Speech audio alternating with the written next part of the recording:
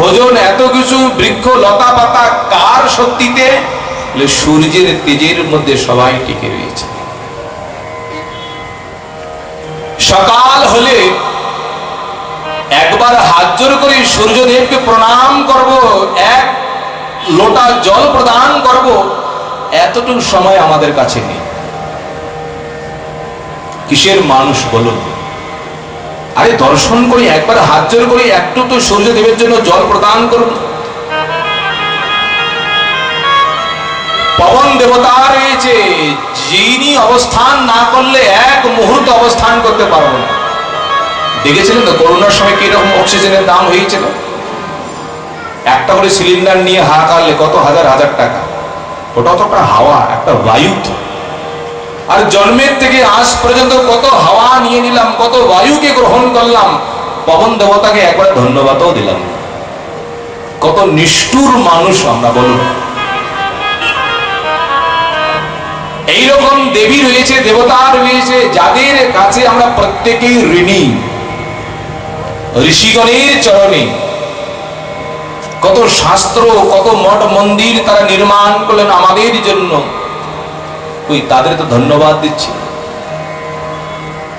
যে পিতা না হলে, মাতা না হলে সংসারের মধ্যে আমরা আগমন করতে পারি না, আর সেই পুত্র, সেই সন্তান বড় হয়ে মাতা পিতার সেবা করে না, এর মতন হতভাগা সংসারে কেউ হতে পারে না। এই শরীর, আমার শরীর, আমার নয়, প্রত্যেকের শরীর। এই যে শরীরের মধ্যে মাংস, শরীরের মধ্যে রক্ত, এটা মায়ের শরীর থেকেই তৈরি হয়েছে। আর এত অভিমানী, এত অহংকারী, এত আমরা বড় মানে বিদ্বান পণ্ডিত বনে যাই, সেই মাতা পিতার সেবা করতে গিয়ে আমাদের কত কষ্ট হয়েছে। মাতা পিতার নিকটে ঋণী রয়েছি। এই সংসারের মধ্যে প্রজাগণের নিকটে ঋণী রয়েছি। এই বস্ত্রটা কি আমি বানিয়েছি? অন্য একজন কেউ বানিয়েছে। আরে যে বানিয়েছে তার মূল্য আমি দিতে পারি নাই, তার নিকটে ঋণী রয়েছি। 6 প্রকার ঋণ রয়েছে। সারা জীবন এই ঋণকে শোধ করলেও এই ঋণকে শোধ করা যায় না। মনে রাখবেন, কোথায় কোথায় যাবেন, কার কার নিকটে যাবেন, সময় অল্প। এই জন্য নবযুগন্ধ ঋষি বর্ণন করলেন, একটি জায়গায় গমন করুন, যার শরণাপন্ন হলে, যাকে প্রসন্ন করলে এই জগতের মধ্যে সবার প্রসন্ন হয়ে যায়। তিনি হলেন পরমাত্মা, তিনি হলেন ভগবান, তিনি হলেন ঈশ্বর। ঈশ্বরের শরীরের মধ্যে সবকিছু রয়েছে, তাকে বলা হয় বিশ্বরূপ। মূলে সিঞ্চিলে জল, শাখা পল্লবের বল। ভগবানকে প্রণাম করুন, ভগবানের ভজন করুন। এই নয় দেবী দেবতাকে আমি অপমান করব, মহাদোষ হয়ে যায়। তারা ভগবানের শক্তি, ভগবানের দাস, তাদেরকেও সম্মান করবেন। কিন্তু এই সংসারের মধ্যে সকলের মূল, সকলের আদি, সকলের পিতা, সকলের যিনি হলেন ঈশ্বর, তিনি হলেন ভগবান শ্রীকৃষ্ণ। এই কৃষ্ণ ভজন করলে, কৃষ্ণ কথা কীর্তন করলে, কৃষ্ণের সেবা করলে এই জগতের মধ্যে সবার সেবা হয়ে যায়, সবার প্রসন্নতা হয়ে যায়। সবাই বলেন ভক্তবৎসল ভগবান কি।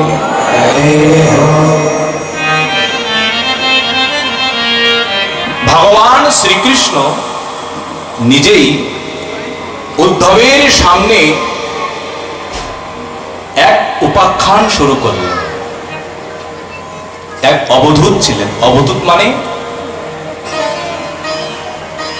এমন পরমহংস অবস্থা, এমন তার বৈরাগ্য, শরীরের মধ্যে বস্ত্রটুকু ছিল না, না ঘর রয়েছে, না স্ত্রী রয়েছে, পুত্র রয়েছে, শরীরের মধ্যে বস্ত্রটুকু নেই। কিন্তু এক রাজা দর্শন করলেন, এনার না গৃহ রয়েছে, ধন সম্পত্তি, পুত্র পরিবার কোনো কিছু নেই, কিন্তু মনের মধ্যে বিপুল বিপুল আনন্দ, মনের মধ্যে প্রচুর প্রচুর সুখ। আমাদের ঘর রয়েছে, স্ত্রী রয়েছে, গাড়ি রয়েছে, পুত্র রয়েছে, দাস রয়েছে, দাসী রয়েছে, ধন সম্পত্তির কত ব্যাংক ব্যালেন্স রয়েছে, রাত্রি হলে আমাদের ঘুম হয় না, মনের মধ্যে কত অশান্তি, মনের মধ্যে কত দুঃখ জ্বালা। সে রাজা জিজ্ঞাসা করলেন, এই যে আপনি প্রসন্নতা, আপনার মনের মধ্যে কোনো দুঃখ নেই, এর কারণটা কি? আমাদের এত কিছু হয়ে আমরা দিন রাত্রি জ্বালায় মরছি, আর আপনার কোনো কিছু নেই, আপনি দিব্য আনন্দে আপনি সংসারের মধ্যে ভ্রমণ করছেন, এর উপায়টা কি?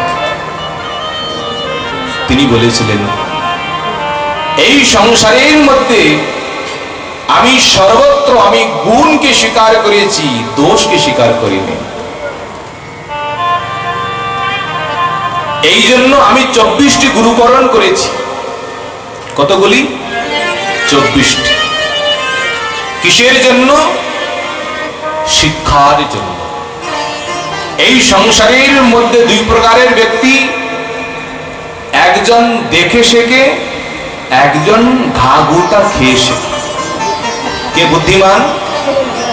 যে দেখে শেখে। সংসারের রূপ দেখুন, সংসার কি স্বার্থময়, সংসারের মধ্যে কি রয়েছে। আপনারা হয়তো এক ঘরে বসে থাকেন, আমরা 10 ঘরের মধ্যেই গমন করি, 10 ঘরের মধ্যে গিয়ে 10 ধরনের কথা শুনতে, সবার পৃথক পৃথক। একটাই হলো অশান্তি, একটাই হলো দুঃখ, একটাই হলো কষ্ট। কারো ঘরে গিয়ে এই কথা শুনলাম না, বাবা খুব আনন্দ দিয়েছে, খুব সুখে দিয়েছে। কে বলেন আমার বেটার এই হয়েছে, কে বলেন আমার স্ত্রী, কে বলেন আমার পুত্র, কে বলেন আমার দোকান দিয়ে গেল। এই সংসারের মধ্যে কেউ সুখী নেই, একমাত্র সুখী ভগবানের দাস। ইনি 24টি গুরুকরণ করলেন। কাকে কাকে করেছিলেন জানেন? সর্বপ্রথম এই অবধূত, ইনি গুরুকরণ করেছিলেন। 24টি বলতে গেলে অনেক সময় লেগে যায়। মনে করুন চন্দ্রের নিকটে, আকাশের দিকে তাকালেন, পূর্ণিমার চাঁদ, প্রতিপদের দিন দর্শন করলেন, একটু কমে গেল, অমাবস্যা দিন খুঁজেই পাওয়া যাচ্ছে। যেদিন পূর্ণিমার চাঁদ, তার কত রূপ, তার কত সৌন্দর্য, জগৎ আলোকিত হয়, আর অমাবস্যার দিন অন্ধকার হয়ে যায়। মানে এই শরীরটা আমাদের পূর্ণিমার চাঁদের মতন একদিন হয়ে যায়। রূপ যৌবন পরিপূর্ণ, কিন্তু ওই সময় সেই রূপকে নিয়ে, সেই বল শক্তিকে নিয়ে কত অভিমান করি, কত অহংকার করি। এই পূর্ণিমার চাঁদের মতন পূর্ণিমার পর দিনের পর দিন এক এক কলা সে হ্রাস হয়ে যায়, সে ক্ষীণ হয়ে যায়। আমাদের শরীর এইরকম এক জায়গায় দাঁড়িয়ে যাবে, সেখান থেকে এখন ক্ষয় হবে, আর ক্ষয় হয়ে হয়ে এমন জায়গায় চলে যাবে, আপনার পুত্র, আপনার পরিবার, আপনার নাতি পোতা কোনোদিন আপনাকে খুঁজেই পাবে না।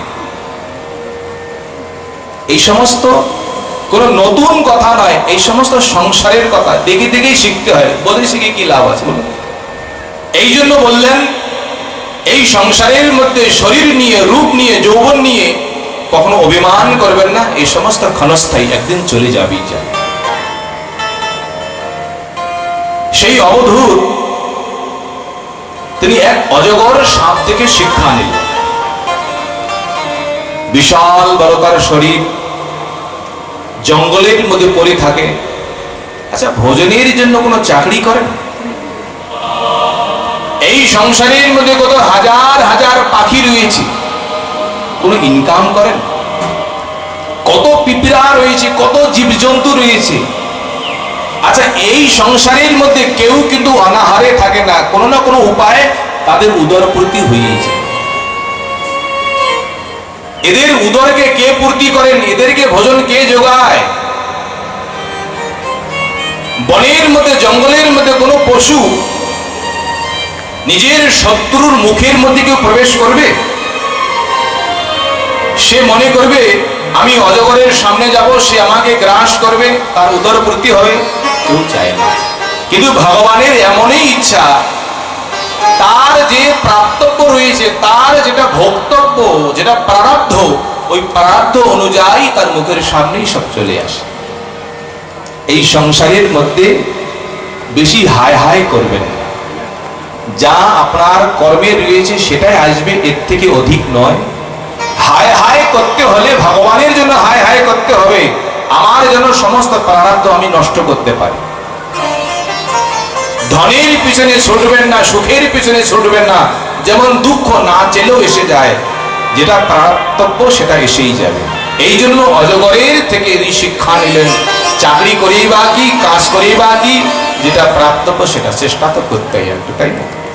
চেষ্টা করবেন, বেশি হায় হায় নিষেধ করছে।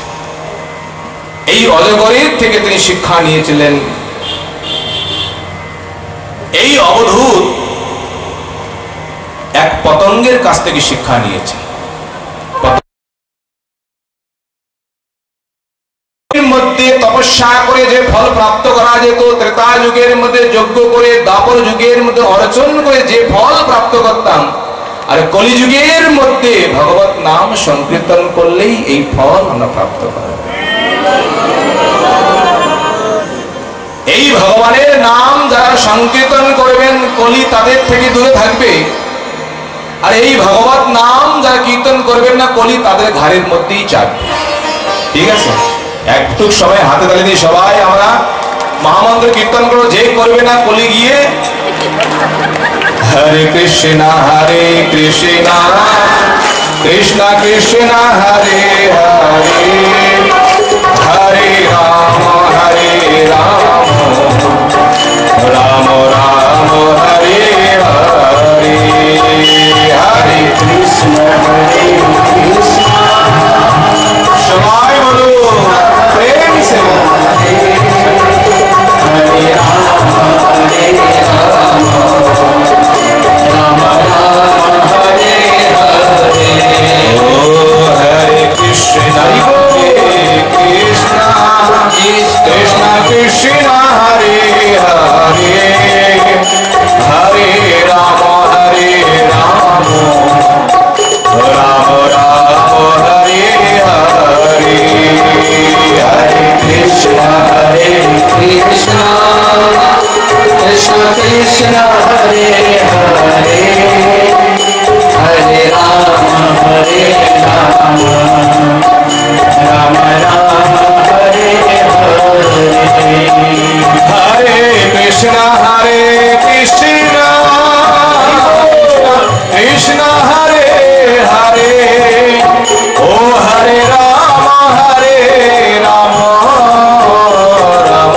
রাম হরে হরে, হরে কৃষ্ণ হরে কৃষ্ণ কৃষ্ণ কৃষ্ণ হরে হরে, হরি বল,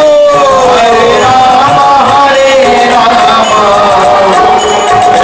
রাম হরে হরে, হরে কৃষ্ণ হরে কৃষ্ণ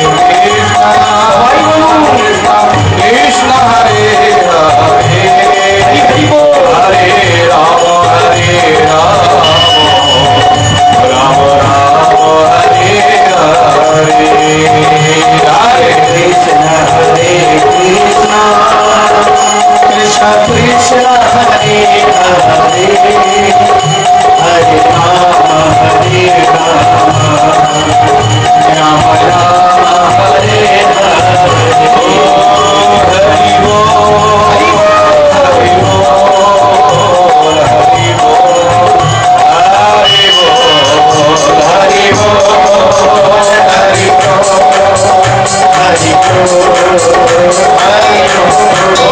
হরি বল, হরি বল, হরি বল।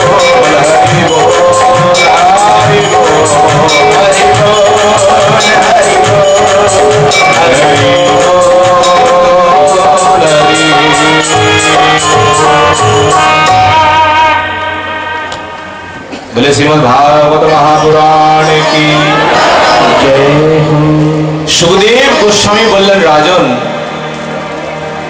এই যে তোমাকে 7 দিন ধরে আমি কথা শোনালাম না, এই ভাগবতের মূল হলো ভগবত নাম সংকীর্তন। তুমি ভগবানের নাম কীর্তন করো,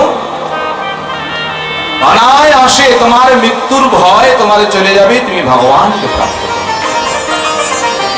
এই উপাখ্যান বলে উপদেশ করে সান্ত্বনা দিয়ে সুখদেব গোস্বামী তিনি বিদায় গ্রহণ করলেন। সবাই বলেন সুখদেব গোস্বামী কি জয়। রাজা পরীক্ষিত গুরুদেবের ধ্যান করলেন, ভগবানের ধ্যান করলেন। আদয়স্তব জায়তে তথা কুরুষ্য দেবেশ নাথস্তম নো যতঃ প্রভু। এটা হলো প্রার্থনা, হে প্রভু আমি যেখানেই যাই না কেন আমার যদি এই ভাব, আমার যদি এই মতি থাকে, কোনটা? নাম সংকীর্তনম যস্য সর্ব পাপ প্রণাশনম প্রণাম দুঃখ্য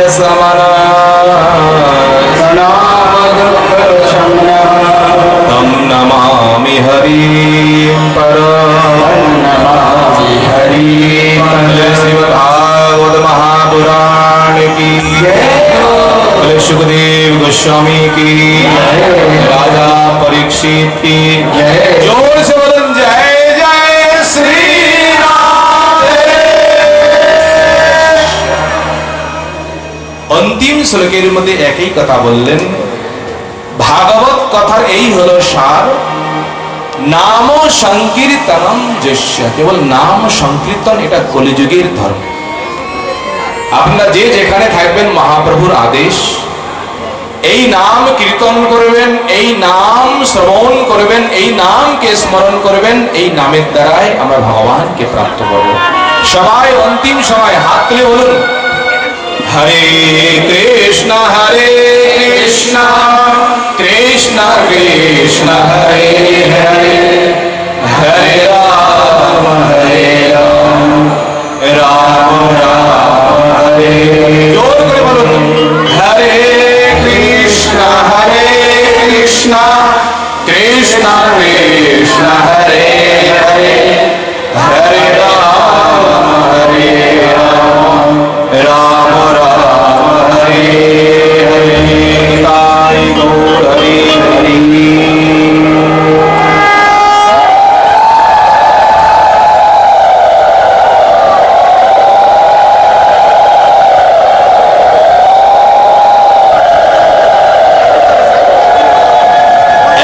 সময়